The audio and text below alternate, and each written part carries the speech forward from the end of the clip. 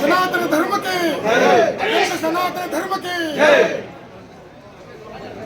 ವಿಷಯ ಎಲ್ಲ ಹಿಂದೂ ಬಾಂಧವರಿಗೆಲ್ಲ ವಂದಿಸ್ತಾ,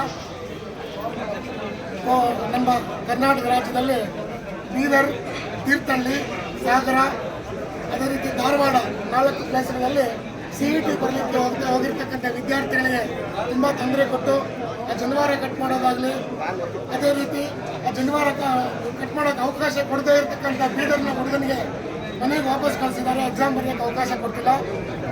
ಇವರೆಲ್ಲ ಹೇಳ್ತಾ ಇದ್ರು ನಮ್ಮ ಹಿರಿಯರು, ಅವ್ರಿಗೆ ಅವಕಾಶ ಕೊಡಬೇಕು, ಅವ್ರಿಗೆ ಮತ್ತೆ ಒಂದು ಚಾನ್ಸ್ ಕೊಡಬೇಕು ಅಂತ. ಆ ಚಾನ್ಸ್ ಕೊಡೋಕ್ಕಿಂತ ಮುಂಚಿತವಾಗಿ ಇನ್ನು ಫ್ಯೂಚರಲ್ಲಿ ಇಂಥ ಘಟನೆಗಳು ನಡೆಯದಂತೆ ನಮ್ಮ ಸರ್ಕಾರ ನಮಗೆ ಹಾಮಿ ಕೊಡೋವರೆಗೂ ನಮ್ಮ ಉಗ್ರ ಹೋರಾಟ ನಿಲ್ಲೋದಿಲ್ಲ. ಇದನ್ನು ಇನ್ನೂ ಮುಂದುವರಿಸ್ತೀವಿ ಅಂತ ಹೇಳ್ತಾ ನನ್ನ 4 ಮಾತು ಮುಗಿಸ್ತೀನಿ.